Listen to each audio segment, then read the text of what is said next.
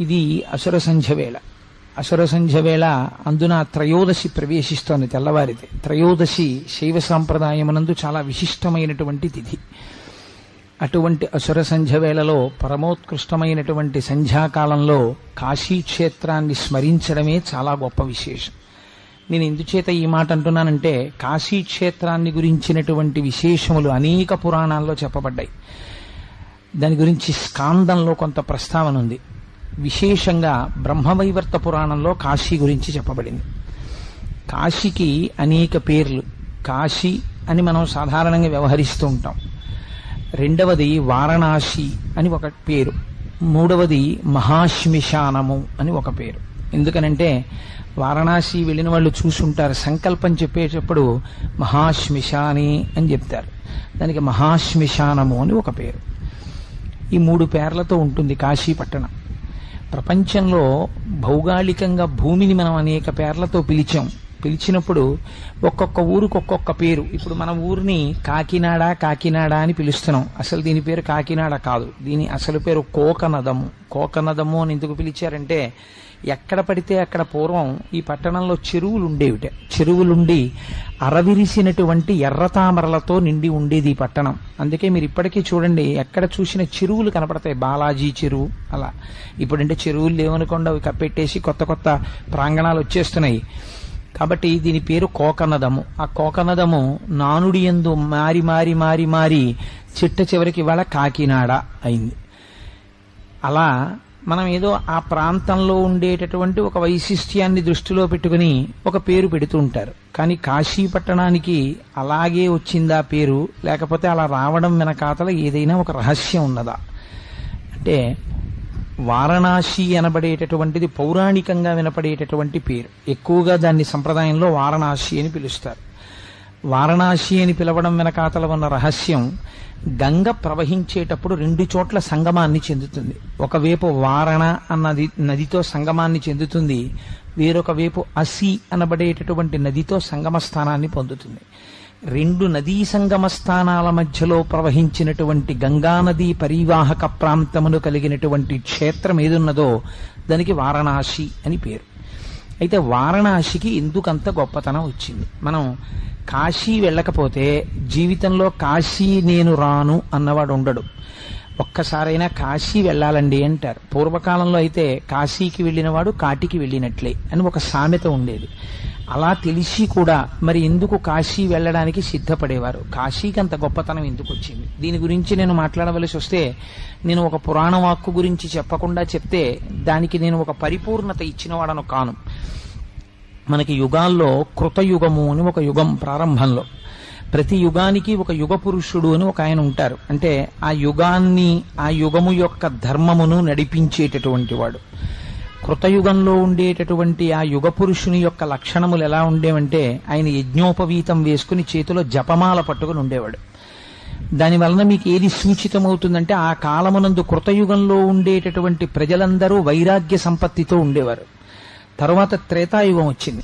త్రేతాయుగం వచ్చేటప్పటికీ అక్కడ ఉన్నటువంటి యుగపురుషుడు చేతితో స్రవము అనబడేటటువంటి దాన్ని పట్టుకున్నాడు. యజ్ఞం చేసేటటువంటి వాళ్ళకి, యాగాలు చేసే వాళ్ళకి రెండు పేర్లు బాగా తెలుస్తాయి. సృక్కు, స్రవము అని రెండింటిని వాడతారు.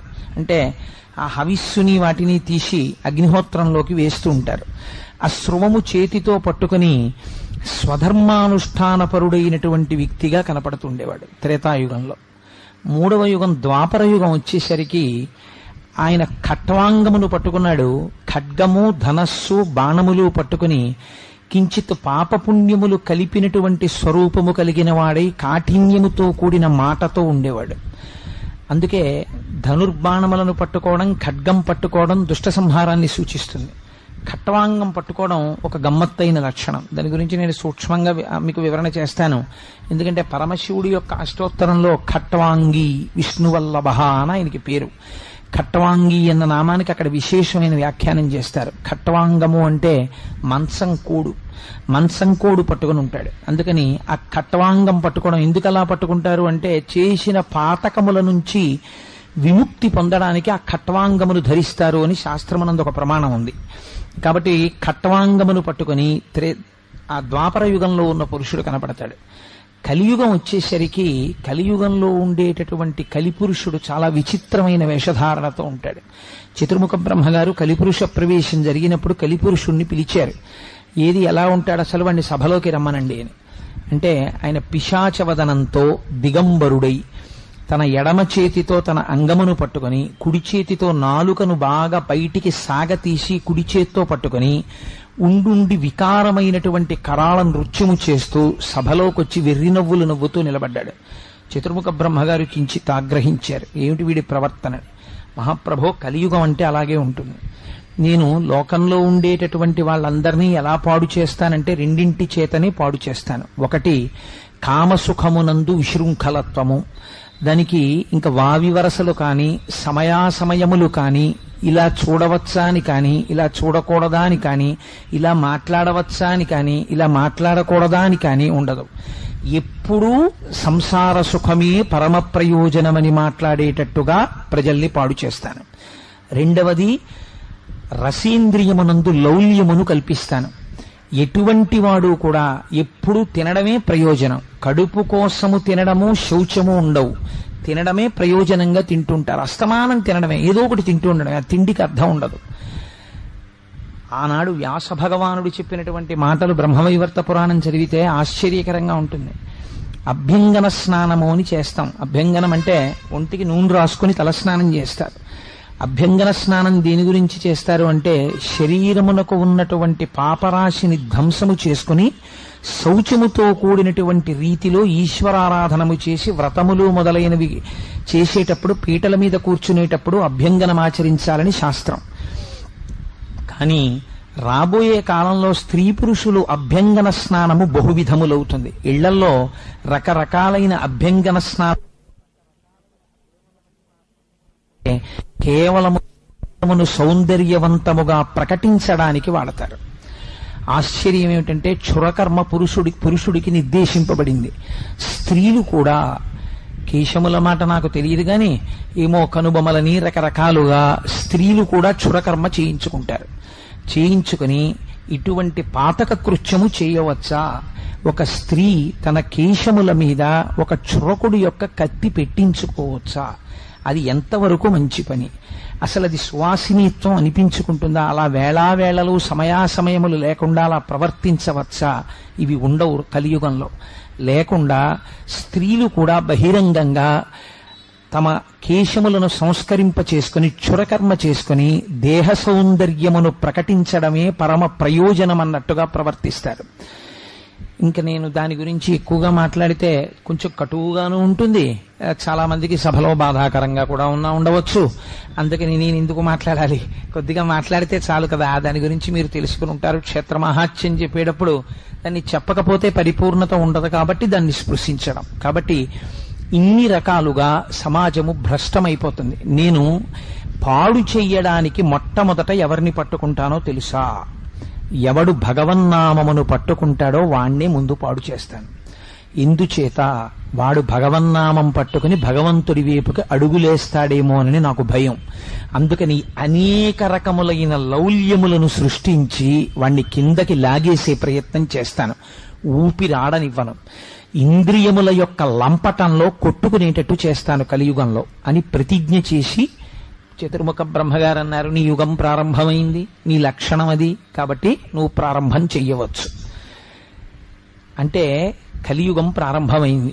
ఇటువంటి కలియుగం ప్రారంభమైనటువంటి సమయంలో దేవతలందరూ శ్రీ మహావిష్ణువుని ప్రార్థన చేశారు. మహానుభావుడు శ్రీమన్నారాయణుడు వారికి దర్శనమిచ్చారు. బ్రహ్మవైవర్త పురాణంలో ఒక ఆశ్చర్యకరమైన విషయాన్ని అడుగుతారు. అయ్యా, యుగాంతం అయిపోయినప్పుడు ఈ భూమి అంతా నీటి చేత కప్పబడిపోయింది. నీటి చేత కప్పబడిపోయినప్పటికీ భూమండలం మొత్తం మీద ఒకే ఒక ప్రాంతం మాత్రం బల్లపరుపుగా గొడుగు తేలినట్టు తేలుతూ కనపడింది. ఎంత నీరు వచ్చినా అది మాత్రం నీటిలో తడిసిపోలేదు, మునిగిపోలేదు. అది బల్లపరుపుగా పైకి తేలుతూనే ఉంది. దాని యొక్క యథార్థ స్వరూప దర్శనము చేయగోరినటువంటి వారు నమస్కరించి నిలబడితే అది వారికి పరంజ్యోతిగా దర్శనమిచ్చింది.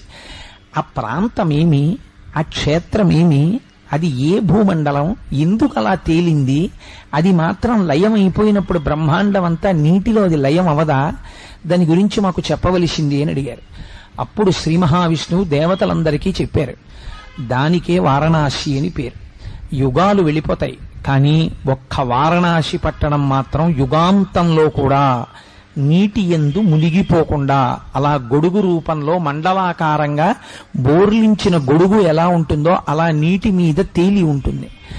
ఆ క్షేత్రమునకు ఉన్నటువంటి వైభవం అటువంటిది. కాశీ సాక్షాత్తుగా మోక్షపురి. అందుకే కాశీ అన్న పేరు రావడానికి ఒక కారణం చెప్తారు. కాశితులు ఉన్న ప్రదేశము కనుక దానికి కాశీ అని పేరు. అనగా మీరు కాశీ పట్టణంలోకి ప్రవేశించిన తరువాత నాకు ఈ కోరిక తీరాలి అని మీరు అడగకూడదు. ఏ విధమైనటువంటి కోరిక ఉన్నవాడు కూడా కాశీ క్షేత్ర ప్రవేశము చేయరాదు. శాస్త్రం అలాగే మాట్లాడింది. అక్కడికి వెళ్ళి మాకు పిల్లలు పుట్టాలండి, లేకపోతే మాకు ఉద్యోగం రావాలండి, లేకపోతే మాకు ఈ కోరిక తీరాలండి, ఆ కోరికతో నీవు కాశీపట్టణ ప్రవేశము చేయరాదు. 2, కాశీపట్టణ ప్రవేశం చేసిన తరువాత అత్యంత నియమనిష్టలతో ప్రవర్తించగలిగితే మాత్రమే కాశీపట్టణ వాసం చెయ్యాలి తప్ప, నేను నియమనిష్టలు పాటించను, నేను ఎప్పుడూ 7 గంటలకి నిద్రలేస్తాను, 8 గంటలకి నిద్రలేస్తాను, నువ్వు కాశీపట్టణ ప్రవేశం చేయకూడదు. నువ్వు శాస్త్రధర్మాన్ని పాటించగలిగితేనే కాశీపట్టణంలో ప్రవేశించి అక్కడ వాసం ఉండాలి. ఎందుచేత అంటే అది కేవలము జ్ఞానులుండేటటువంటి ప్రదేశము. కాశీపట్టణంలో ప్రవేశించినటువంటి వాడు ఎంత అజ్ఞాని అయినప్పటికీ అతనికి ఉన్నటువంటి అజ్ఞానమే పాపరూపంలో ఉంటుంది. ఆ పాపరూపమైనటువంటి అజ్ఞానమును పోగొట్టి ఒక జ్యోతిగా భాషించి మీకున్నటువంటి పాపములను దహించగలిగినటువంటి గొప్ప క్షేత్రము ఈ భూమండలం మొత్తం మీద కాశీ. అంత వైభవోపేతమైన క్షేత్రం కనుక ఇక్కడ కేవలము జ్ఞానులు మాత్రమే దీనిలో ప్రవేశించి విశ్వనాథుణ్ణి సేవిస్తారు. అన్యులు దీని యందు ప్రవేశించడం కుదరదు. మా గురువు గారు నాతో ఒకసారి ఒక మాట చెప్పారు. కోటేశ్వరరావు, కాశీ వెళదామని చాలా మంది అనుకుంటారయ్యా, కానీ కాశీ వెళ్ళడం అనేటటువంటిది అంత తేలిక కాదు. కాశీ వెళదాం అనుకుని పొలిమేరల దాకా వెళ్ళలేక తిరిగి వచ్చేసినటువంటి వాళ్ళు నాకెందరో తెలుసు.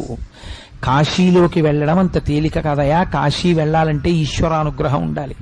ఎవరికి ఈశ్వరుడి అనుగ్రహం ఉంటుందో వాళ్ళు మాత్రమే కాశీపట్టణ ప్రవేశం చెయ్యగలరు. అందున కాశ్యాంతు మరణాన్ ముక్తి, కాశీలో మరణించినంత మాత్రం చేత ముక్తినిస్తానన్నారు పరమాత్మ. కాశీలో మరణిస్తే ముక్తి రావడం ఒకెత్తు. కాశీపట్టణం గురించి చాలా గొప్ప విశేషం ఏమిటో తెలుసా అండి? ప్రపంచంలో మీకు 3 రకములైనటువంటి ఫలితములనిచ్చేటట్టుగా ఉంటాయి క్షేత్రములన్నీ. ఒకటి, మీరు ఇహజన్మలో ఈ శరీరముతో ఇప్పుడు చేసినటువంటి పాపములను పోగొట్టగలిగినటువంటి శక్తి కలిగినవై క్షేత్రాలుంటాయి. ఉదాహరణకి వెంకటాచలమునందు స్వామి పుష్కరిణి. స్వామి పుష్కరిణిలో మీరు స్నానం చేశారనుకోండి, మీ పాపరాశి ధ్వంసమవుతుంది. కానీ స్నానం చేసేటప్పుడు కాకి స్నానం అని కాదు దాని ఉద్దేశ్యం. మీకు స్వామి పుష్కరిణి మీద అంత విశ్వాసముతో ఆ పుష్కరిణి స్నానం చేయాలి. స్వామి పుష్కరిణి స్నానం సద్గురో పాదసేవనం ఏకాదశి వ్రతంచాపి త్రయం అత్యంత దుర్లభం. స్వామి పుష్కరిణి స్నానం అంటే అంత తేలిగ్గా దొరికేదేం కాదు. కాబట్టి స్వామి పుష్కరిణి యందు స్నానము చేసినటువంటి వారి పాపరాశి ధ్వంసమవుతుంది. రెండవది, ఇంకొక గమ్మత్తు ఉంటుంది. ఒక్కొక్కరు ఈ శరీరముతో ఉండగా పుణ్యము చేసినవాడు ఉండడు. ఊర్ధ్వలోకములను పొందడానికి కావలసినటువంటి పుణ్య సంచయమును ఇక్కడ చేసి ఇక్కడ ప్రవర్తించి ఇక్కడ నడువడి ఉన్నవాడు ఉండడు. కానీ అటువంటి వాడు పడిపోయినప్పుడు, అనగా వాడు శరీరము విడిచిపెట్టినప్పుడు వాడిని ఉద్ధరించవచ్చా, ఉద్ధరించగలరా ఎవరైనా అంటే? అందుకే 3 తరాల వరకు తద్దినం పెట్టడం అనేటటువంటి ఆనవాయితీ. 3 తరాల వరకు వాళ్ళని పితృదేవతాలోకంలో ఉంచుతారు అని.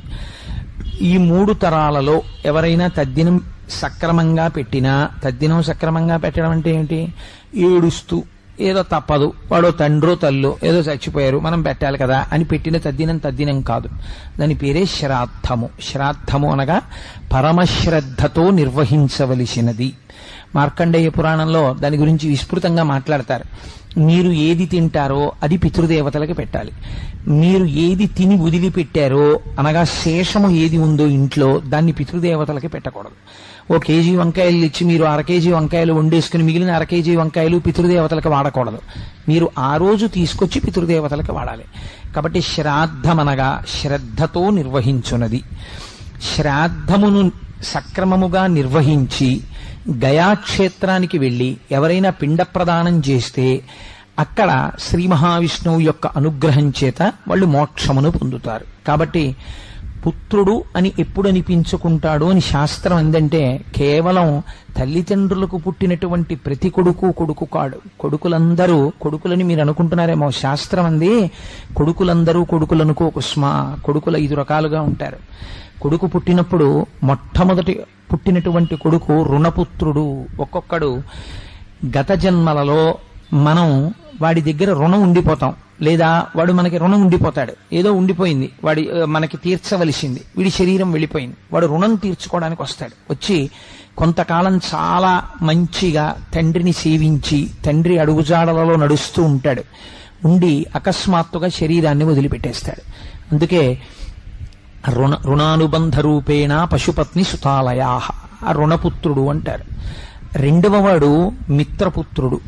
అది చాలా గమ్మత్తుగా ఉంటుంది. ఆయన ఎలా ఉంటాడంటే స్నేహితుడు ఎలా ప్రవర్తిస్తాడో అలా ప్రవర్తిస్తాడు. అంటే సాధారణంగా ఎప్పుడో చిన్నప్పుడే వాడు ఎల్కేజీయో యూకేజీ నుంచే ట్రాన్స్ఫర్బుల్ జాబ్ అండి అని ఏ అమ్మమ్మ గారి దగ్గర లేకపోతే నాయనమ్మ తాతగారుల దగ్గర వాడు చదువుకుంటాడు. వాడికి తండ్రి గారిని చూస్తే ఒక స్నేహితుడి భావన, ఓ గౌరవంతో నాన్నగారు బాగున్నారా అండి అంటాడు. అంతకు మించి పెద్ద ఆప్యాయత ఏమి ఉండదు. కాబట్టి మిత్రపుత్రుడు. మూడవ వాడు ఉంటాడు, వాడు సేవక పుత్రుడు. వాడిది చాలా గమ్మత్తుగా ఉంటుంది. వాడికి అక్షరం ముక్క రాదు, తండ్రిని ఉద్ధరించలేడు, ఓ రూపాయి సంపాదించలేడు, వాడు ఎందుకు పనికిరాడు. కానీ వాడికి ఉన్న గొప్పతనం ఏమిటో తెలుసా అండి? మీరు వెళ్ళే గేటు దగ్గర నించున్నారనుకోండి, వాడు కుర్చీ పట్టుకొట్టేస్తాడు. నాన్నగారండి కూర్చోండి నాన్నగారండి అంటాడు. పడుకున్నారనుకోండి, నాన్నగారండి మీ కాళ్ళు పడతానండి అంటాడు. తండ్రి స్నానం చేసి వచ్చేసాడు అనుకోండి, నాన్నగారు మీ పంచి నేను ఆరేసేసానండి అంటాడు. తండ్రి సంధ్యావందనం చేసుకుందామని కూర్చున్నాడు అనుకోండి, తండ్రికి చెంబుతో నీళ్లు తీసుకొచ్చి బిందెతో అక్కడ పెట్టేస్తాడు. ఏమి చేస్తాడంటే ఒక సేవకుడు ఎలా ప్రవర్తిస్తాడో అలా ప్రవర్తిస్తాడు. అంటే గత జన్మలలో ఉండిపోయినటువంటి సేవకులు శరీరమును విడిచిపెట్టేటప్పుడు యజమానినే జ్ఞాపకం చేసుకుంటూ వెళ్ళిపోతే వాళ్ళు సేవకుడు మళ్ళీ పుత్రుడిగా వస్తాడు. అందుకని సేవక పుత్రుడు. ఇంకొకడు ఉంటాడు, వాడో విచిత్రమైన వ్యక్తి, కర్మపుత్రుడు. వాడు ఎందుకు పనికొస్తాడంటే చిన్నప్పటి నుంచి ఎక్కడో హాస్టల్లో ఉంటాడు, అలాగే పెరుగుతాడు. ఆ తర్వాత ఇంజనీరింగ్, ఆ తర్వాత పీజీ, ఆ తర్వాత ఉద్యోగం వచ్చేస్తుంది. వాడు ఎక్కడో చదువుకుంటుంటాడు, వాడు ఎక్కడో ఉద్యోగం చేసుకుంటాడు, వాడి అకౌంట్ వాడే వేసుకుంటాడు. వాడు ఒక రోజున వచ్చి దండం పెడతాడు, నాన్నగారండి మీ కోడల్ని తీసుకొచ్చాను ఆయుష్మాన్ భవ అంటాడు తండ్రి. వాడు వెళ్ళిపోతాడు. వాడు ఎక్కడో ఉంటుంటాడు, ఎప్పుడో టెలిగ్రామ్ ఇస్తాడు. నేను ఈ మధ్య కాకినాడలో ఒక విచిత్రమైన విషయం విన్నాను. నా స్నేహితుడు పేరెందుకు లేని చెప్పడం, ఆయన వాళ్ళ అబ్బాయిని చూడడానికి వెళ్తే మనవడితో కూడా ఉన్నాడు వాళ్ళ అబ్బాయి. ఆయన చూసొచ్చి ఏం ఆశ్చర్యం కోటేశ్వరారు, నాకు మనవడు కూడా పుట్టిసేయండి, మా అబ్బాయి చెప్పనే లేదు నాకు అన్నాడు. ఒక్కొక్క కొడుకు అలా ఉంటాడు. కాబట్టి వాడు ఎప్పుడు వస్తాడంటే ఈ తండ్రి శరీరం పడిపోయిన తర్వాత వాడికి టెలిగ్రామ్ స్థితులలో కాశీపట్టణం చేరి కాశీపట్టణంలో ప్రాణోత్క్రమణం అయిందనుకోండి, విశ్వమునకు నాథుడైనటువంటి వాడెవడున్నాడో ఆ విశ్వనాథుడు ఒక మహోపకారాన్ని చేస్తాడు. అయితే ఇది మనుష్యులకే చెందుతుందా అని మీరు అనుకోకండి. పిపీలికాది పర్యంతములో కాశీక్షేత్రములో ఎవరు ప్రాణమును విడిచిపెట్టినా ప్రాణం ఉన్నప్పుడు లోపల నుంచి వచ్చినటువంటి ఊపిరి కదండి శబ్దంగా మారుతుంది, వాక్కుగా మారుతుంది. ఊపిరి లేకపోతే వాక్కుగా ఎలా మారుతుంది? మారదు. ఇప్పుడు నాలో ఉన్నటువంటి ఊపిరి పైకొచ్చి వాక్కుగా మారుతోంది. అందుకని వాయువే వాక్కుగా మారాలి. ఇలా ఆఖరి ఊపిరిని తారకం కింద మారుస్తాడు. తారకం అనగానేమి? తారకము అంటే ఏది మిమ్మల్ని సంసార సముద్రము నుంచి జనన మరణ ప్రవాహము నుంచి ఉద్ధరించగలదో దానికి తారకమని పేరు. అటువంటి తారకాన్ని ఎవరు ఉపదేశిస్తారు అంటే ఉదారుడై. ఇంతటి ప్రయోజనాన్ని బహుశః ఏ రూపము చేయదు. అది చీమ, బొద్దింక, ఈగ, పామ, తేల, మనిష, పండితుడా, పామరుడా చూడకుండా ఆఖరి ఊపిరి విడిపోతున్నప్పుడు ఆ జీవి యొక్క కుడి చెవి దగ్గరికి వచ్చి తారకాన్ని చెప్పి వారి చేత చెప్పించి ప్రాణోత్క్రమణం అయిపోతుండగా తారకాన్ని పలికాడు కాబట్టి వీణ్ణి యమదూతలు తీసుకెళ్లడానికి వీలు లేదని నిర్ధారించి వాణ్ణి కైలాసానికో విష్ణు సాయుధ్యానికో పంపించగలిగినటువంటి శక్తి కలిగిన వాడై అక్కడ విశ్వనాథుడై పరమశివుడు ఉంటాడు. ఇది పురాణ వాక్కైతే అలా నిజంగా జరుగుతుందా? అంత తేలిగ్గా ఇచ్చేస్తారండి. అది ఇజ్ ఇట్ సో ఈజీ? ఎంత పాపం చేసిన వాడైనా కాశీ వెళ్ళి చచ్చిపోతానంటే కాశీ వెళ్ళి చచ్చిపోతే అంత అలా మోక్షం వచ్చేస్తుందా? అదంత తేలిక అని అనుమానం వచ్చింది. వస్తే రామకృష్ణ పరమహంస అంతర్ముఖులై ధ్యానం చేసి వారణాసి పట్టణ దర్శనం చేశారు. దర్శనం చేసి రామకృష్ణ పరమహంసకు అవసరం ఏముందండి? అబద్ధాలు ఆడుకోవలసిన అవసరం? మహాపురుషుడైన రామకృష్ణ పరమహంస నిర్ధారించారు, నేను ధ్యానమునందు వారణాసి పట్టణమును చూస్తుండగా అనేక ముఖాలతో ఒంటి నుంచి విభూతి జల జల జల జల రాలుతుండగా స్ఫటికమణి ఎలా మెరిసిపోతుందో అటువంటి తెల్లటి మణిరూపంతో ప్రకాశించిపోతున్నటువంటి తేజోమూర్తి అయినటువంటి ఒక వ్యక్తి. చాలా మంది ఒక భావనతో ఉంటారు, శంకరుడు ఘోర రూపంతో ఉంటాడు, శివుణ్ణి చూడ్డం చాలా కష్టం అండి అనుకుంటూ ఉంటారు. మీకు నేను ఒక పరమరహస్యం చెప్తాను. అసలు ప్రపంచమునందు సౌందర్యం ఎక్కడుందంటే శివుడి యందే ఉంటుంది. ఎందుకనో తెలుసా అండి? లింగ పురాణం చెప్పింది శివుడి యొక్క సౌందర్యం గురించి. ఘృతరీతి ఘనీభూతం సచ్చిదానంద విగ్రహం అని చెప్పింది. నీతిని తీసుకొచ్చి రాశిగా పోసేస్తే నీతి ముద్ద ఎలా ఉంటుందో శంకరుడు అంత అందంగా ఉంటాడు. బేసి కన్నువాడు కదా, ఇక్కడ మూడో కన్ను ఉంటుంది కదా, ఎలా అందంగా ఉంటాడు అన్నారు. ఆయనకి శాంతరూపుడై దర్శనమిచ్చేటప్పుడు మూడవ కంటితో దర్శనమివ్వడు. అది పాలభాగమనందు ప్రకాశిస్తున్నటువంటి కుంకుమ బొట్టు రూపంలో ప్రకాశిస్తుందట. అందుకే రావణుడు అడుగుతాడు, కదా నిలింప నిర్ఝరీ నికుంజకోటరే వసన్ విముక్త దుర్మతి సదాశిరస్తమంజలిం వహన్ విముక్తలోలలోచనల్లలాటపాల లగ్నక శివేతి మంత్రముచ్చర సదాసుఖీ భవామ్యహం అంటాడు. అలా శంకరుడు ఆఖరి ఊపిరి అయిపోతుండగా చేతియందు త్రిశూలమును ధరించిన వాడై ఢమరుకని పట్టుకుని పరమ తేజోమూర్తి అయి అత్యంత సత్వగుణ ప్రకాశంతో మెరిసిపోతూ ఆ ప్రాణోత్క్రమణమవుతున్నటువంటి జీవుల యొక్క కుడి చెవు దగ్గరికి వచ్చి స్వామి నోరు పెట్టేటప్పటికే ఆ ప్రాణోత్క్రమణం ఎంత భయంకరంగా ఉంటుందో గరుడ పురాణం వర్ణిస్తుంది. అంత పరమ భయంకరమైనటువంటి ప్రాణోత్క్రమణ వేదన పొందకుండా వాడు పరమ ప్రశాంతంగా శంకర దర్శనం చేస్తూ ఆయన చెప్పిన మాట విని ఆఖరి ఊపిరిని తారకనామంగా పలుకుతూ ఉండగా ప్రాణోత్క్రమణమై వాడు మోక్షాన్ని పొందుతాడు. కాబట్టి కాశీక్షేత్రము ఎవరు ప్రాణోత్క్రమణమును పొందుతారో వారికి కూడా మోక్షం ఇయ్యగలిగినటువంటి భూమి. మరైతే అసలు ఐశ్వర్య స్థానం అక్కడ లేదా? కాశీపట్టణం వెళ్ళిన వాళ్ళకి మామూలుగా లౌకికమైనటువంటి కోరిక ఏదైనా ఉంటే ఆ కోరిక తీరే అవకాశము ఉండదా అంటే శాస్త్రం అంది, వారణాసి పట్టణ ప్రవేశం చేసినప్పుడు యథార్థమునకు తిన్నగా వెళ్లి విశ్వనాథ దర్శనం చెయ్యకూడదు. శివాలయంలోకి వెళ్లి మొట్టమొదట డుండి గణపతి అని ఉంటారు. చాలా పెద్ద స్వరూపం. విశ్వనాథుడి యొక్క దేవాలయంలోకి వెడుతున్నప్పుడు ఎడంచేతి పక్కన ఉంటుంది, ఆ సన్నటి దారిలోను. ఆ డుండి గణపతి దర్శనం చేసి ఆయనకొక్క నమస్కారం చేసి ఆయన పాదాల మీద ఒక 4 ఎర్రటి పూలుంచితే మీరు అడిగినా అడగకపోయినా డుండి గణపతి యొక్క అనుగ్రహం చేత మీకు ఇహమునందు కావలసినటువంటి కోర్కెలు సిద్ధిస్తాయి. ఆ మహానుభావుడు కావ్యకంఠ గణపతి ముని జన్మించేటప్పుడు ఆ గణపతి దేవాలయంలోనే గణపతి ముని గారి తండ్రి గారు కూర్చుని గణపతి మంత్రాన్ని ఉపాసన చేస్తున్నారు. ఉపాసన చేస్తూ నా భార్యకి నెలలు నిండి ఉంటాయి, నాకు మగబిడ్డడు జన్మించాడో ఆడపిల్ల జన్మించిందో అనుకున్నారు. ఆ రోజున గంగలో స్నానం చేసి వచ్చి కూర్చున్నారు. కూర్చుని వారు ఆ గణపతి మంత్రాన్ని ఉపాసన చేస్తున్నారు. ఆయనకి హఠాత్తుగా ఒక పెద్ద తేజస్సు కనపడింది. ఆయన ఆశ్చర్యపోయి అలా చూస్తూ ఉండగా డుండి గణపతి దేవాలయంలోంచి ఒక పసిపిల్లవాడు పాకుతూ వచ్చి తన తొడ మీద కూర్చున్నట్టు దర్శనమిచ్చింది. నాకు కొడుకు పుట్టాడు అని వారు బయలుదేరి, నాకు జాతాశౌచం ఉంది, నేను ఇంకా దేవాలయంలో కూర్చుని మంత్రోచ్చాటనం చేయకూడదని వారు బయలుదేరి తిరిగి వచ్చేశారు. కాలినడకన తిరిగి వచ్చి వారి ఊరు వెళ్ళారు. వెళ్ళి నాకు ఏ సంతానము దొరికినది అని అడిగారు. అడిగితే నీకు కొడుకు పుట్టాడు అన్నారు. అప్పుడే ఆయనకి గణపతి ముని అని పేరు పెట్టుకున్నారు. కొడుకు పుట్టడానికి కారణమైంది. శాస్త్రము ఎంత ప్రమాణమో మీరు చూడండి. డుండి గణపతి దర్శనం చేసి ఆయన పాదాల మీద 4 ఎర్రటి పువ్వులు సమర్పిస్తే ఇహమునందు మీకు తీరని కోరికలని ఈశ్వరుడు తీరుస్తాడు. కానీ మీరు ప్రకటముగా చెప్పక్కర్లేదు. డుండి గణపతి దగ్గరికి వెళ్ళి నాకు ఇది లేదు ఇప్పించు అని మీరు అనక్కర్లా. ఆయన పాదాల మీద 4 పువ్వులు వేసి నిలబడితే చాలు, ఆయన మీ కోరిక తీరుస్తాడు. కాశీలో ఒక ఆశ్చర్యకరమైనటువంటి లక్షణం, ఆయన విశ్వనాథుడు, ఆవిడ అన్నపూర్ణ. ఈ తత్వం మీరు తెలుసుకోవాలి. కాశీపట్టణ ప్రవేశం చేసేవాళ్లు తెలుసుకోవలసినటువంటి గొప్ప రహస్యం అది. కాశీలో మనం ప్రవేశించి దేవాలయంలోకి వెళ్ళినప్పుడు ఏదో చేతిలో 4 మారేడు దళాలో ఏవో పట్టుకుని లోపలికి వెడతాం. రాజద్వారం దాటి మీరు ఇలా కుడి చేతి పక్కకి చూడగానే ఒక చిన్న శివలింగంతో కూడినటువంటి ఒక ఆలయం ఉంటుంది. ఎడం పక్కకి చూస్తే శ్రీ మహావిష్ణువు యొక్క ఆలయం ఉంటుంది. మీరు దాటి కొంచెం ముందుకెడితే చిన్న గడప ఉంటుంది. ఆ గడప దాటి లోపలికి వెడితే విశ్వనాథుడి యొక్క శివలింగం ఉంటుంది. ఎంత ప్రాచీనమైన క్షేత్రమో ఎవ్వరికీ తెలియదు.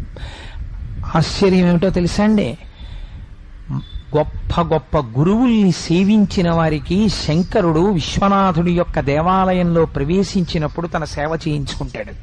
మీకు నేను ఒక రుజువు చూపిస్తాను. సూరి నాగమ్మ గారు మహాతల్లి భగవాన్ రమణులు శరీరంతో ఉన్నంత కాలం వారిని నమ్ముకుని వారిని సేవించి రమణులు శరీరం వదిలిపెట్టేసిన తర్వాత అయోమయం అయిపోయి గురువుగారు వెళ్ళిపోయిన తర్వాత ఇంకా అరుణాచలంలో ఉండలేక కాశీ వెళ్ళారు. కాశీ వెళ్లి విశ్వనాథుడి ఆలయం గడప దాటుతున్నారు. ఆవిడ దాటుతుంటే రాజద్వారం దగ్గర ఒక కేక వినపడింది, మీరెవరు అని అడిగితే నన్ను నాగమ్మ అంటారు. ఎక్కడి నుంచి వచ్చారు? నేను తిరువణ్ణామలై నుంచి వచ్చాను. అక్కడ ఒక వ్యక్తి కుర్చీలో కూర్చుని ఉన్నాడు. అక్కడ ఉన్న వాళ్ళందరూ కూడా తోసుకోకుండా చూడడం కోసమని, పైగా స్వామి ఆభరణాలు అవి ఉన్నాయి అక్కడ.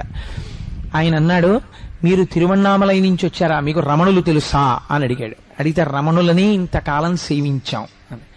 ఆయన లేచి అన్నాడు, రమణులను సేవించిన వారికి కాశీపట్టణం ప్రవేశించి విశ్వనాథుణ్ణి సేవించవలసిన అవసరం ఉందని నేను అనుకోవట్లేదు అన్నాడు.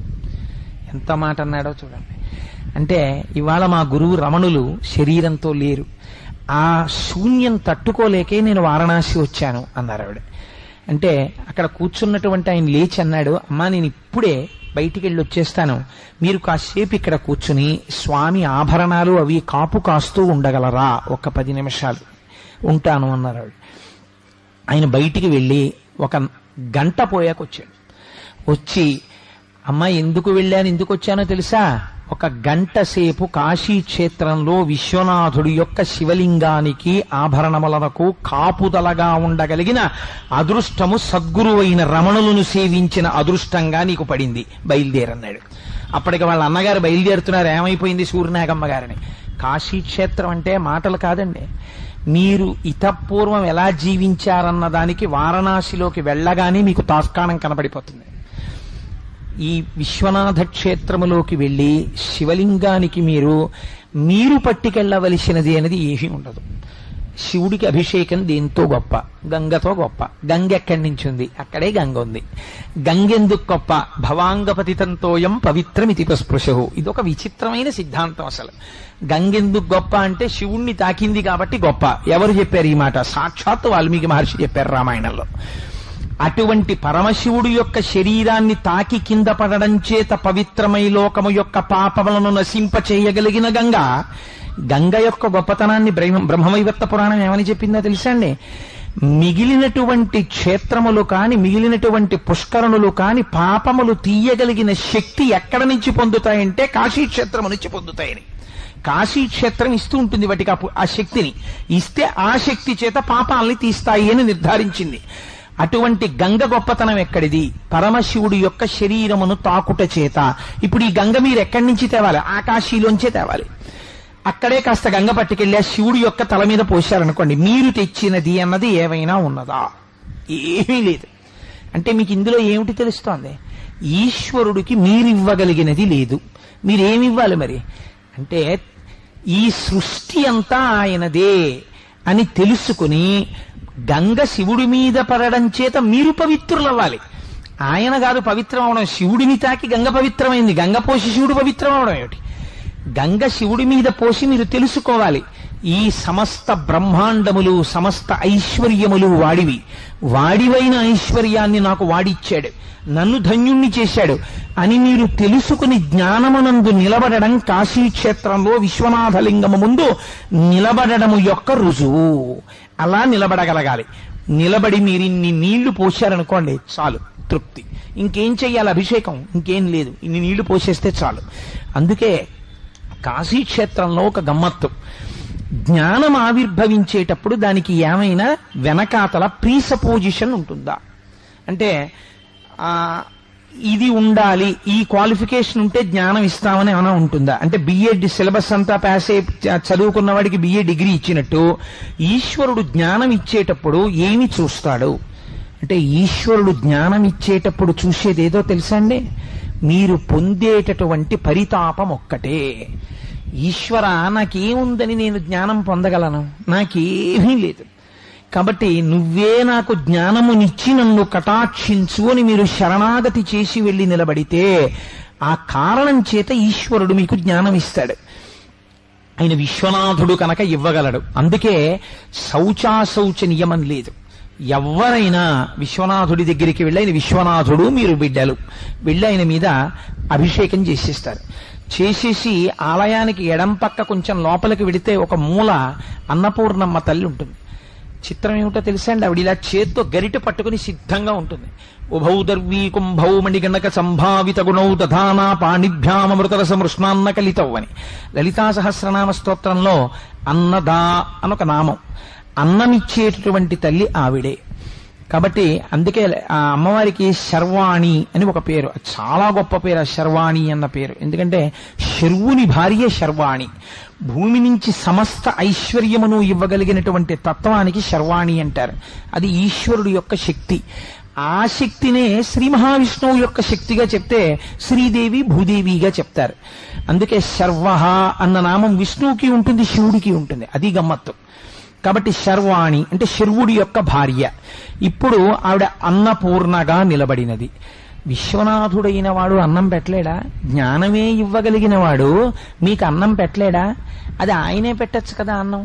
అమ్మవారికి ఇవ్వడం ఎందుకు అన్నం పెట్టేటటువంటి శక్తిని? అంటే శంకరుడు అన్నపూర్ణాదేవిగా అమ్మవారిని నిలబెట్టడం వెనకాతల ఒక రహస్యం ఉంది. తండ్రి బిడ్డడి యొక్క ఆకలిని తెలుసుకోవచ్చు, తెలుసుకోకపోవచ్చు.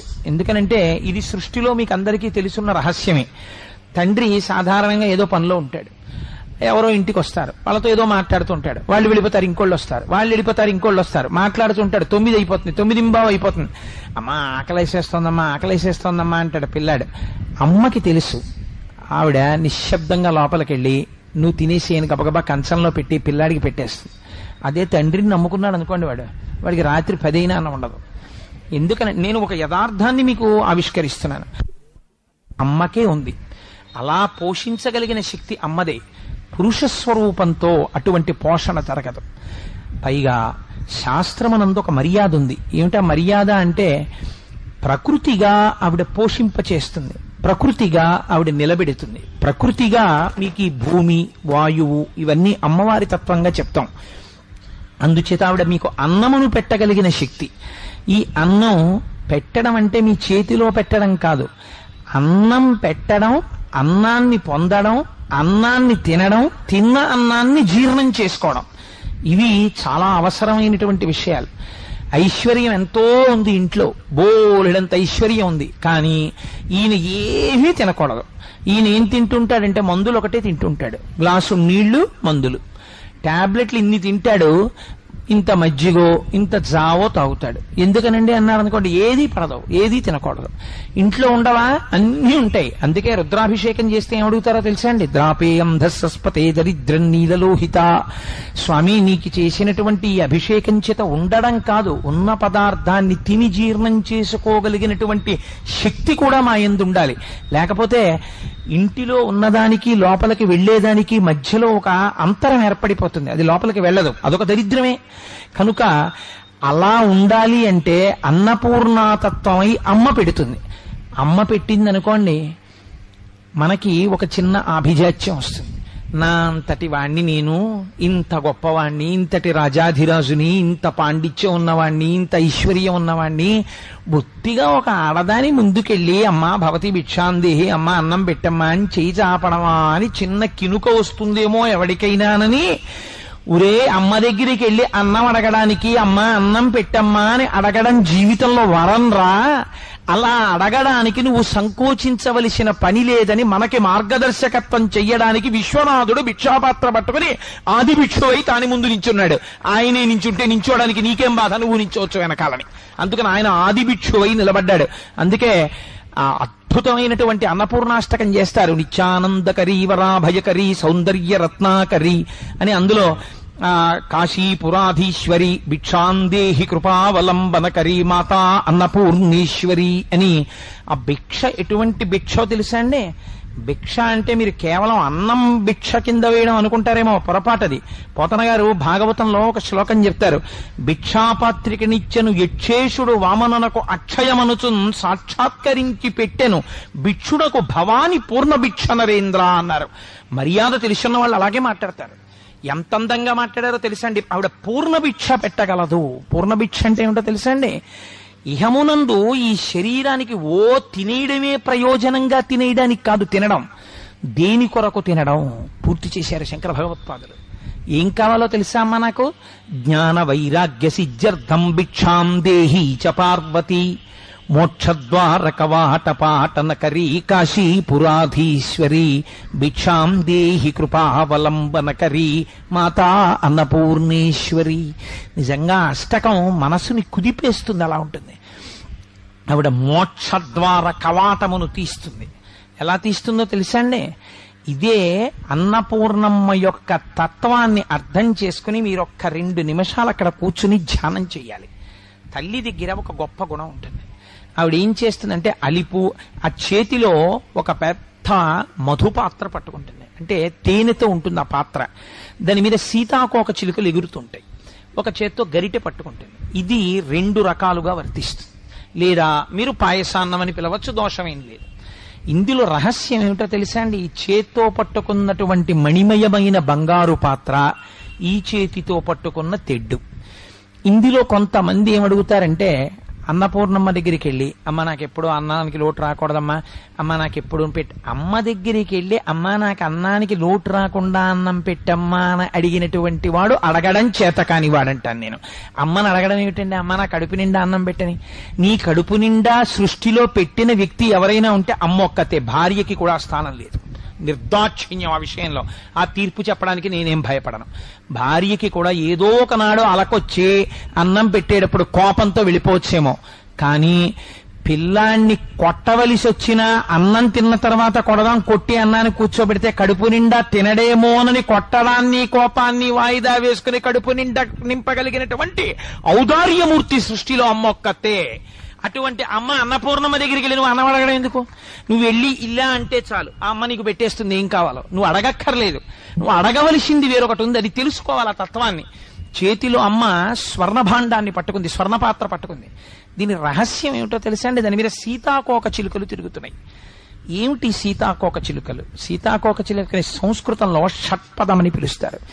షట్పదం అంటే 6 కాళ్ళున్నది. ఈ 6 కాళ్లే పంచేంద్రియములు, ఒక మనస్సు. మీరు దీన్ని బాగా జ్ఞాపకం పెట్టుకోండి. మీరు ఎప్పుడైనా కాశీ విడితే మీరు ఆ తత్వాన్ని అనుభవించవచ్చు.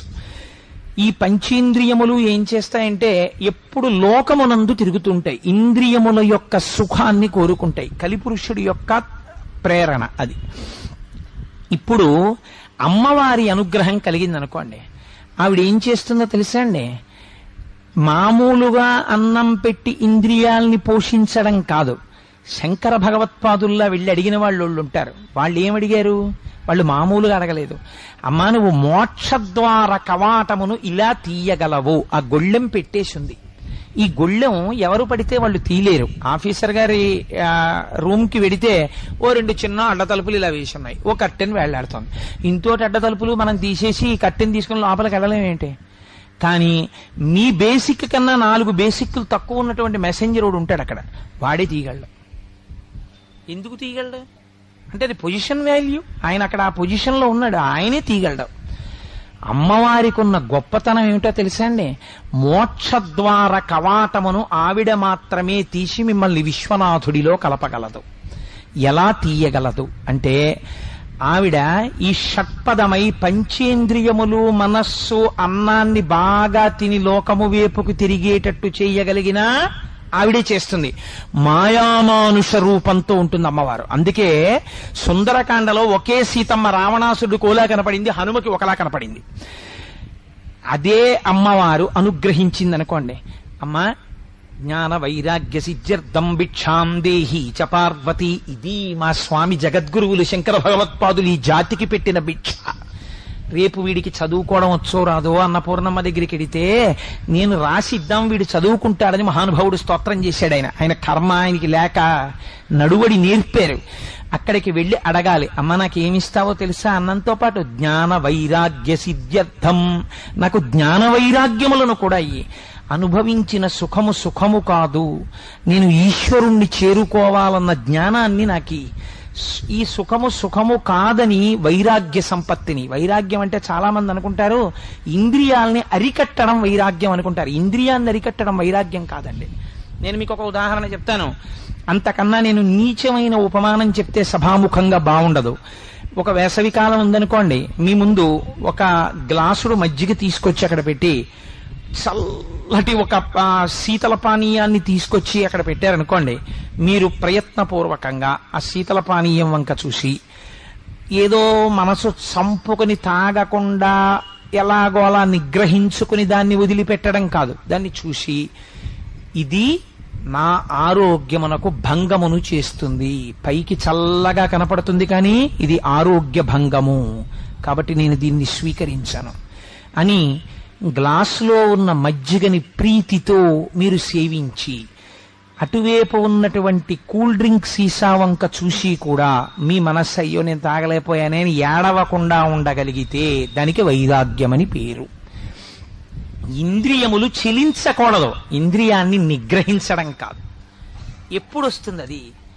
మీ భావన చేత వస్తుంది. ఇదే కన్నుదోయికి అన్యకాంతలడ్డంబైన మాతృభావన చేసి మరలువాడు. మన శాస్త్రం ఎంత గొప్పదో తెలుసా అండి? విరుగుడు చెప్తుంది, పరద్రవ్యాణిలోష్టవత్. నీకు అస్తమానం ఇంకోళ్ళ డబ్బు తీసుకుందాం అనిపిస్తోంది, ఎలా మార్చుకుంటావు మనస్సుని? దాన్ని రాయి అనుకో. రాయి తీసుకొచ్చి జేబులో పెట్టుకుని ఇంటికి పట్టుకెడతావు. నాకెందుకు ఈ రాళ్ళు రప్పలు, నాకు అక్కర్లేదను. రాయిగా చూడు. మాతృవత్ పరదారాణి, వేరొకరి భార్య కనబడితే అమ్మా అని, మా అమ్మ, మా తల్లి అన్నపూర్ణం ఇవాళ నా ఎదట ఇలా సాక్షాత్కరించింది అని మనసులో భావన చేయి, ఇంద్రియాలు అరికట్టబడతాయి. ఇంద్రియముల యందు చలనము లేని స్థితిలో మనస్సు నిలబడితే దానికి వైరాగ్యం అని పేరు. అమ్మ నాకు అది కావాలి. జ్ఞాన వైరాగ్య సిద్ధ్యర్థం భిక్షాం దేహి చ పార్వతి. ఇలా అడిగిన వాళ్ళకి ఏమిస్తుందో తెలుసా అండి? అన్నాన్ని శరీరం నిలబెట్టుకోవడానికి ఇచ్చి ఇంట్లో దరిద్రం లేకుండా చేసి ఇప్పుడు భక్తి అనబడే అమృతాన్ని కూడా వడ్డిస్తుంది. ఇప్పుడు ఈ భక్తి ఎవరి పాదాలు చేరుస్తుంది? విశ్వనాథుడి పాదాల దగ్గరికి చేరుస్తుంది.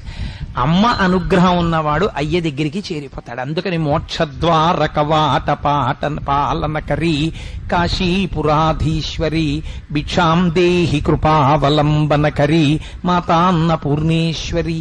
ఇప్పుడు ఈ 5 ఇంద్రియాలు మనస్సు ఈశ్వరుడి సేవ యందు ఉత్సాహాన్ని పొందుతాయి. అప్పా వెళ్ళాలి, చెయ్యాలి చెయ్యాలి చెయ్యాలి చెయ్యాలని తాపత్రయపడతారు. ఆ తాపత్రయం, ఆ ఉత్సాహం లేకపోతే అది ఎప్పుడు లౌకికమైన విషయాల వైపు తిరుగుతుంది. మూడవది విశాలాక్షి. కాశీపట్టణంలో ఉన్న అమ్మవారి పేరేమిటండి? విశాలాక్షి. మీరు వెళ్ళి విశాలాక్షి దేవాలయాన్ని మీరందరూ చూసే ఉంటారు, చూడని వాళ్ళు ఎవరు ఉండరు ఇక్కడ. విశాలాక్షి దేవాలయానికి వెళ్ళి మీరు అమ్మవారిని చూశారనుకోండి, ఎంత ఉంటుందండి అమ్మవారు? నా అంత విగ్రహం కూడా ఉండదు, చిన్న మూర్తి ఉంటుంది. ఆ చిన్న మూర్తికి ఎంతంత కళ్ళుంటాయి? ఇంతంత కళ్ళుంటాయి. మరి ఇంకేమిటి విశాలాక్షి? పోనీ ఏదో పెద్ద పెద్ద కళ్ళతో పెద్ద మూర్తి వారాహిలో ఉంటుందా అంటే అలా ఏం ఉండదు ఆవిడ. మరి ఎందుకు ఆవిడ్ని విశాలాక్షి అని పిలుస్తారు అంటే, ఆవిడ్ని విశాలాక్షి అని పిలవడం కాదు, విశాలాక్షి దేవాలయములోనికి వెళ్ళినటువంటి వాడు చేయవలసినటువంటి భావన చెప్తోంది పురాణం. ఏమిటది అంటే, దృశాద్రాఘీయస్యాదరదలిత నీలోత్పల రుచ దవీయాంసం దీనం స్నపయ కృపయా మమపి శివే అంటారు శంకర భగవత్పాదులు. ఇన్ కంపారిజన్ డిగ్రీ చూసుకోవాలి. ఈ బ్రహ్మాండములన్నీ ఎంతవరకు ఉన్నాయని మీరు అనుకుంటున్నారో అంతకన్నా కొంచెం ఎక్కువ దూరం చూడగలిగినంత విశాలమైనటువంటి దృష్టి ఉన్నటువంటి తల్లి కాబట్టి ఆవిడ విశాలాక్షి. ఇప్పుడు మీరు కాశీ వెళ్ళి అమ్మవారికి నమస్కారం చేసి, అమ్మా నేను ఎక్కడున్నా ఈ కళ్ళమ్మా నన్ను చూసి రక్షిస్తున్నాయి, ఒకనాడు ప్రమాదంలో పడవలసిన వాణ్ణి గభాలన ఈ కళ్ళే చూసి నా యందు ప్రచోదనం చేసి అటెళ్లకో అనిపించి ఇటెళ్లేటట్టు చేసి 2 నిమిషాలు ఇలా వెళ్ళేటప్పటికి పెద్ద చప్పుడై ఏమిటని ఆగితే అక్కడ పెద్ద యాక్సిడెంట్. ఎలా తప్పింది నాకు యాక్సిడెంట్? విశాలాక్షి కళ్ళల్లో పెట్టుకు చూసుకుంటుందండి అంటారు. కళ్ళల్లో పెట్టుకు చూసుకోవడం అంటే ఎవరు విశాలాక్షి అమ్మవారి దగ్గరికి వెళ్ళి నమస్కరించారో వారిని అమ్మవారు ఇప్పుడు కనురెప్ప వెయ్యదు కదండి. ఎందుకంటే విన్మేష నిమిషోత్పన్న విపన్న భువనావళి అని పేరు ఆవిడికి. కనురెప్ప పడిందనుకోండి లయం అయిపోతుంది. అందుకని ఆవిడ ఎప్పుడు కళ్ళు తెరిచి ఇలా చూస్తూ ఉంటుంది. ఎంత దూరం చూస్తుంది? ఈ బ్రహ్మాండాలు ఎంతవరకు ఉన్నాయని మీరు అనుకుంటున్నారో అంతకన్నా ఎక్కువ దూరం ఆవిడ చూస్తుంటుంది. ఇప్పుడు మీకు రక్షణకి లోటెక్కడుంది?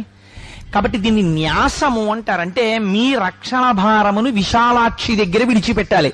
అమ్మా నీ దగ్గరికి వచ్చాను, నీకు నమస్కరించాను, నువ్వు విశాలాక్షివమ్మా, నేను ఎక్కడున్నా నువ్వు నన్ను చూడగలవు, ఇంకా నాకు బెంగే ఉందమ్మా, నేను హాయిగా సంతోషంగా బయలుదేరుతున్నాను.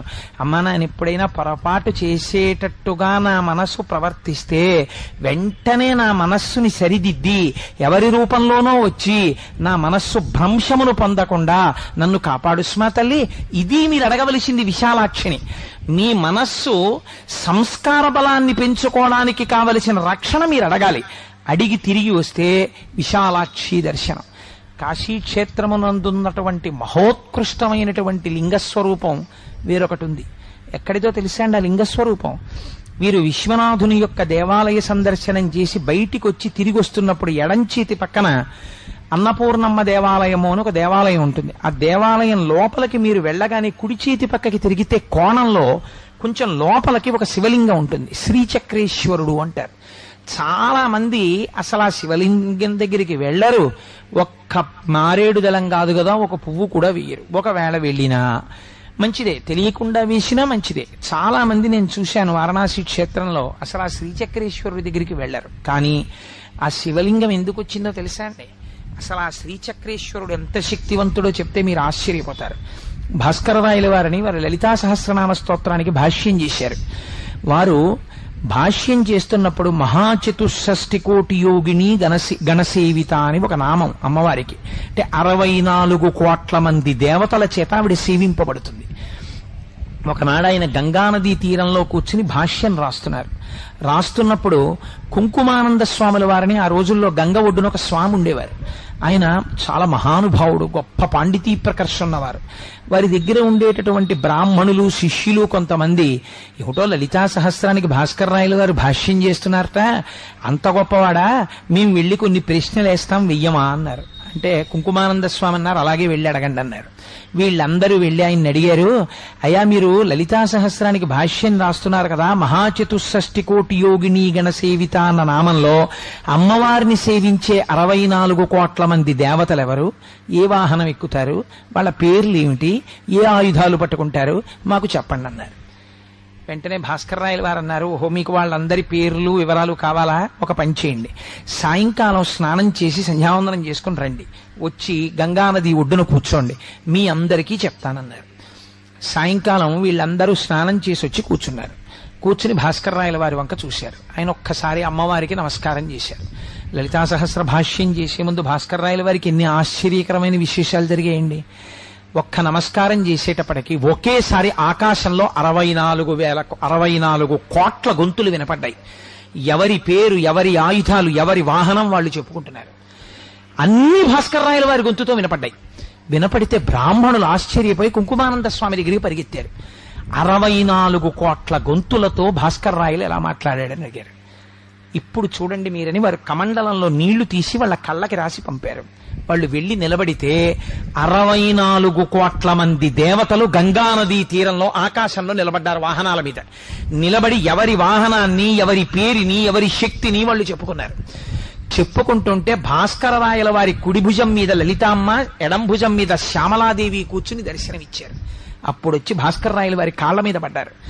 అప్పుడు భాస్కరరాయల వారు పొంగిపోయి, అమ్మా నా చేత ఇంత గొప్ప పని చేయించావా అమ్మా, భాస్కరరాయలకి కీర్తి కట్టపెట్టాలని తల్లి 64 కోట్ల మంది దేవతల పేర్లు చెప్పించావా అని వారణాసి క్షేత్రంలో అన్నపూర్ణమ్మ గుడిలో లోపలికి వెళ్లగానే కుడి చేతి పక్కన ఉన్న కోణంలో శ్రీచక్రం మీద శివలింగ ప్రతిష్ఠ చేశారు. శివలింగం మీద శ్రీచక్రం ఉంటుంది. దానికి శ్రీచక్రేశ్వరుడు అని పేరు. అది సాక్షాత్ భాస్కరరాయ ప్రతిష్ఠితం. అంత గొప్ప శివలింగం అది. అది లలితామ్మవారు దర్శనమిచ్చినప్పుడు వచ్చిన శివలింగం. అసలు నిజానికి ఆ శివలింగం దగ్గరికి వెళ్ళి నిశ్శబ్దంగా ఉంటుంది, ఎవ్వరూ ఉండరు అక్కడ. చక్కగా లోపలికి మెట్లు దిగాలి. లోపలికి వెళ్లి అమ్మవారికి ఎర్రటి పూలంటే ప్రీతి, సర్వారుణ అనవద్యాంగి, ఎర్రటి పూలు పట్టుకెళ్లి సువాసినులు ఆ శ్రీచక్రేశ్వరుడి మీద వేసి కాసేపు కూర్చుని లలితా సహస్రనామ స్తోత్రాన్ని చదువుకుని మనస్సులో లలితా సహస్రాన్ని పారాయణ చేసుకుని వస్తే ఎన్ని కోట్ల జన్మలకి కూడా వాళ్ళ 5వ తలానికి లోటు ఉండదు. అంత గొప్ప శివలింగం ఉంది అక్కడ. నేను ఈ మధ్యకాలంలో ఒక ప్లాన్ చేశాం. కొంతమందిని వారణాసి క్షేత్రానికి తీసుకెళ్లి ప్రతిరోజు వారణాసిలో ఉన్నటువంటి విశేషాలు చెప్పి తీసుకెళ్లి దర్శనం చేయించాలి అని. కానీ కారణాంతరాల చేత దాన్ని డ్రాప్ చేశామనుకోండి, దాన్ని ఎగ్జిక్యూట్ చేయలేదు. కానీ దాని వైభవానికి ప్రస్తావన చేయడం కోసమని మీకు ఈ మాట చెప్పాను. తరువాత మీరు అక్కడ తప్పకుండా గమనించవలసినటువంటి విశేషం కాశీక్షేత్రం గురించి ఒక రోజులో చెప్పంటే కుంజరయూధంబు దోమ కుత్తుకజొచ్చాను. ఇంకా నాకు రామేశ్వరం ఒకటి ఉండిపోయినట్టుంది. ఇంకా నేను ఎప్పుడు కాశీ పూర్తి చేయను, ఎప్పుడు కిందకి రామేశ్వరం రాను. సరే వచ్చేస్తాను, ఎంతసేపు పెద్ద విశేషం ఏముందిలేండి. కానీ ఆ గంగా నది, గంగా స్నానమే గొప్ప. ఎందుకో తెలుసా అండి, గంగకున్న శక్తి ఏమంటే పాపహరణం. గంగలో స్నానం చేసినంత మాత్రం చేత పాపములు పోతాయి. శంకర భగవత్పాదులు ఏదైనా ఒక మాట చెప్తే అనవసరంగా చెప్పరు. మీరు ఒక విషయం గమనించండి, శంకరాచార్యుల వారి స్తోత్రాల్లో, శంకరాచార్యుల వారి సాహిత్యంలో మీకు క్షేత్రముల గురించినటువంటి ప్రస్తావన సాధారణంగా శంకరాచార్యుల వారు చేయరు. ఎక్కడో తప్ప అసలు వారు అటువంటి ప్రస్తావన చేయరు. అటువంటి శంకర భగవత్పాదులు భజగోవింద స్తోత్రంలో ఒక మాట అన్నారు. భగవద్గీత కించిదిదీత గంగాజలలవ కణికా పీత సకృతపియేన మురారి సమర్చ క్రియతే తస్య యమేన నచర్చ అన్నారు. ఎంత గొప్ప శ్లోకం చూడండి. భగవద్గీత కించిదిదీత, అర్థం తెలుసుకొని భగవద్గీత ఒక్క శ్లోకాన్ని జీవితంలో అన్వయం చేసిన, గంగాజలలవ కణికాపీత, గంగ నీటిలోంచి ఒక బొట్టు తీసి గంగ యొక్క మాహాత్మ్యమును తెలుసుకుని నాలుక మీద వేసిన, గంగ గొప్పతనం ఏమిటో తెలుసా అండి, గంగావతరణాన్ని ఎక్కడ మీరు కూర్చునైనా సరే అనుసంధానం చేశారనుకోండి, ఉత్తర క్షణం పాపాలు నశించిపోతాయి. ఒక్కొక్కసారి ఆశ్చర్యకరమైన సందర్భం జరుగుతుంది. అంటే ఎలాగో చెప్పేస్తున్నాను సభాముఖంగా, ఇవాళ ఒక్కొక్కసారి ఏదో ఉపన్యాసానికి బయలుదేరితే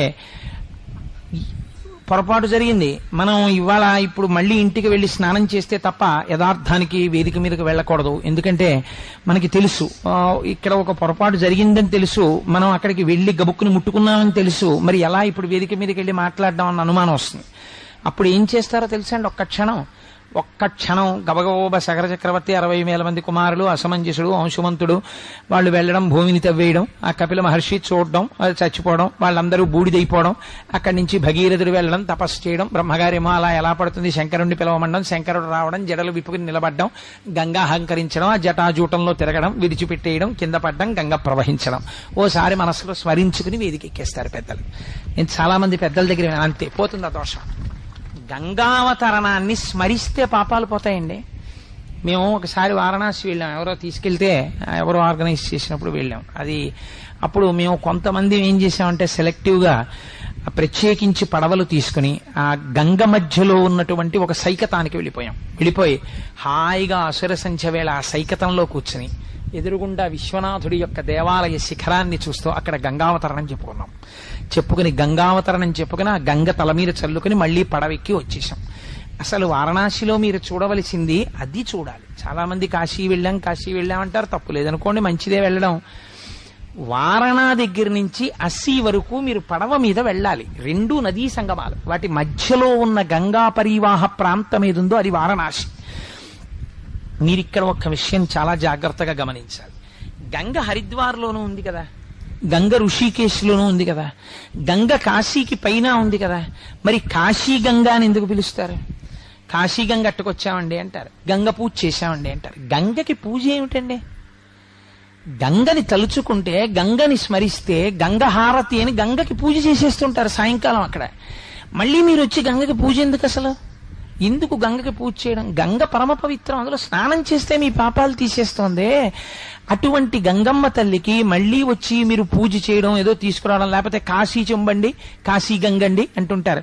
కాశీ గంగ ఏంటి? హరిద్వార్లో గంగ తీసుకురాకూడదా? హరిద్వార్లో గంగ తీసుకొస్తే కాశీ గంగ కన్నా పవిత్రత తక్కువ? లేకపోతే ఋషికేశ్లో గంగ నేను తీసుకొస్తే కాశీ గంగ కాదండి ఋషికేశ్ గంగ అన్నాను అనుకోండి, అబ్బాయి ఈ గంగ తక్కువ పవిత్రం అండి, కాశీ గంగ ఎక్కువ పవిత్రం అని మీరు అనగలరా? గంగే కదా. మరి కాశీ గంగ అంటారు ఎందుకు? కాశీ గంగని ఎందుకంటారో మీరు తెలుసుకోవాలి. తెలుసుకుంటే మీరు కాశీ గంగ అవుతారు. అది విచిత్రం. కాశీ గంగ అని ఎందుకంటారో తెలుసా అండి? గంగ అప్పటి వరకు దక్షిణ దిక్కుకు ప్రవహిస్తుంది. ఒక్క వారణాసి క్షేత్రం దగ్గరికి వచ్చేటప్పటికీ గంగ మళ్లీ తిరిగి ఉత్తర దిక్కుకు ప్రవహిస్తుంది. మనం కొన్ని కోట్ల జన్మల నుంచి ఉపాధులను మార్చుకుని దక్షిణ దిక్కుకి వెళ్ళిపోతున్నాం. ఊరికి దక్షిణాన శ్మశానం ఉంటుంది. ఏ శరీరం పుచ్చుకున్నా శ్మశానంలో, అంటే మళ్ళీ పంచభూతాల్లోకి వెళ్ళిపోతోంది. ఈ జన్మలో నేను ఈశ్వరుణ్ణి తెలుసుకోవాలి అని మీరు ప్రయత్నపూర్వకంగా మీ దృష్టికోణాన్ని తిప్పుకుని ఉత్తరాభిముఖులైతే, ఉత్తర దిక్కున దక్షిణాన్ని చూస్తూ మృత్యువునందు భయం లేని వాడు కూర్చున్నాడు. వాడు మృత్యుంజయుడు, దక్షిణామూర్తి. దక్షిణానికి తిరిగి కూర్చున్నాడు. మీరు ఉత్తరానికి తిరిగి వాడికి నమస్కరించాలి. వాడు మిమ్మల్ని కూడా మృత్యుంజయుణ్ణి చేస్తాడు. కాబట్టి కాశీ గంగని చూసి మీ జీవనమునందు మార్పు రావాలి. అది కాశీ గంగ అంటే. అందుకని కాశీ క్షేత్రానికి ఆ వైభవం. కాశీ ఎన్నో రకాలుగా వైభవాన్ని పొందుతుంది. అందుకే గంగ దగ్గరికి వెళ్ళి చూడగానే జీవితంలో నేను ఇది తెలుసుకోవాలన్న భావన మీరు పొందాలి. సరే, అటువంటి కాశీక్షేత్రం, ఆ కాశీక్షేత్రంలో కాలభైరవుడు మహానుభావుడైన భైరవ యాతన అని ఒకటి ఉంటుంది మనకి. భైరవ యాతన అంటే ఈశ్వరుడిచ్చినటువంటి శరీరాన్ని, ఈశ్వరుడిచ్చినటువంటి శ్వాసల్ని ఎవరు దుర్వినియోగం చేస్తారో అటువంటి వాళ్ళని యమదండన విధించినట్టే భైరవుడు యాతన పెడతాడు. అసలు ఆ భైరవుడి యొక్క ఘోర రూపాన్ని చూడడమే చాలా భయంకరంగా ఉంటుంది. ఆ భైరవుడి గురించి కాలభైరవాష్టకం పఠంతి ఏ మనోహరం జ్ఞానముక్తి సాధనం విచిత్ర పుణ్యవర్ధనం శోకమోహ దైన్య లోభ కోపతాపనాశనం తే ప్రయాంతి కాలభైరవంగ్రి సన్నిధింద్రువం అని ఆ కాలభైరవుడు ఇప్పటికీ కూడా మనం అందుకే కాశీ నుంచి వస్తే ఒక కుక్క మెళ్ళలో కాలభైరవ స్వరూపాన్ని చూసి గారెల దండ వేయడం అనేటటువంటి సంప్రదాయం ఒకటి వచ్చింది. ఆ కుక్క యజమానికి రాబోయేటటువంటి మృత్యువుని గమనించి మోరలెత్తి ఏడుస్తుంది అని. ఆ కాలభైరవుడు ఆయనకున్న లక్షణం ఏమంటే, వారణాసి క్షేత్రంలోకి వీడిని ప్రవేశపెట్టడమా, వీడు అడుగు పెడితే లోపలికొస్తే వీడి పాపరాశి ధ్వంసం అవుతుంది, వీడికి గంగా స్నానం ఇవ్వడమా, అందుకని వీడిని ఎలా లోపలికి రాణిస్తామని కాలభైరవుడి యొక్క అనుగ్రహం ఉంటే తప్ప లోపలికి రాలేరు. భైరవ యాతనని పొందుతాడు. అందుకని కాలభైరవుడికి నమస్కరించి పునర్దర్శనాన్ని అడగాలి. అయా కాశీక్షేత్ర, అందుకే బయలుదేరే ముందు క్షేత్రపాలకుడు కాబట్టి ఆయనకి నమస్కారం. అయ్యా మేము బయలుదేరితే వచ్చేస్తామని నమ్మకమేం లేదు, నువ్వు ఉన్నావు బయట, నీ అనుగ్రహం ఉండాలి. కాబట్టి స్వామి కాలభైరవ మాకు కాశీ క్షేత్ర ప్రవేశాన్ని కల్పించు. దర్శనం అయిపోయింది, ఎవరు మీకు అనుమతి ఇచ్చారో వారికి నమస్కారం, కృతజ్ఞత చెప్పి అయ్యా నువ్వు మాకు మమ్మల్ని అనుగ్రహించావు, పునః పునః మాకిలాగే దర్శనాన్ని అనుగ్రహించు అని మీరు కృతజ్ఞత చెప్పి బయలుదేరి రావాలి. అది కాశీక్షేత్రంలో కాలభైరవుడి యొక్క శక్తి. అందుకే ఇంటికి వస్తే మళ్ళీ కాలభైరవుడికి ఒకసారి పూజ చేస్తారు. సరే, ఆ కాశీ పట్టణంలో మీరు తప్పకుండా చూడవలసినటువంటిది ఇంకొక మహత్తరమైన శక్తి ఉందండోయ్, వారాహి. మనం లలితా సహస్రనామ స్తోత్రం చదువుతున్నప్పుడు ఆ వారాహి గురించి మీరు ఆ అమ్మవారి నామాల్లో వస్తాయి. ఇప్పుడు నేను ఆ శ్లోకాలు, పద్యాలు, ఆ నామాలు వాటన్నింటినీ పక్కన పెట్టి కేవలం వ్యాఖ్యానం మాత్రమే చేస్తున్నాను. ఆ వారాహి కాశీ పట్టణంలో చీకటి పడగానే ఆవిడ తిరగడం ప్రారంభం చేస్తుంది.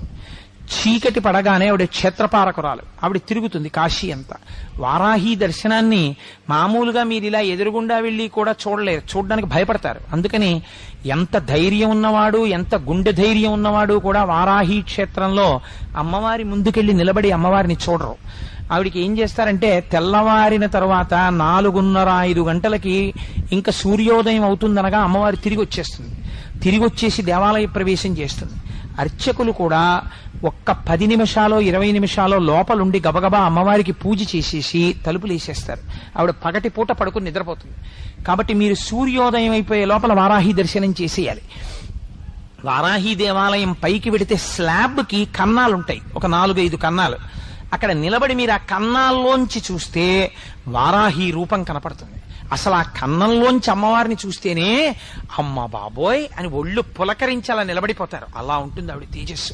ఆవిడ she the chief commander of the armed forces of Lalitambika. ఆవిడ సర్వ సైన్యాధ్యక్షురాలు లలితాపరా భట్టారిక స్వరూపానికి. అందుకని ఆ వారాహి దర్శనం చేసుకుంటారు.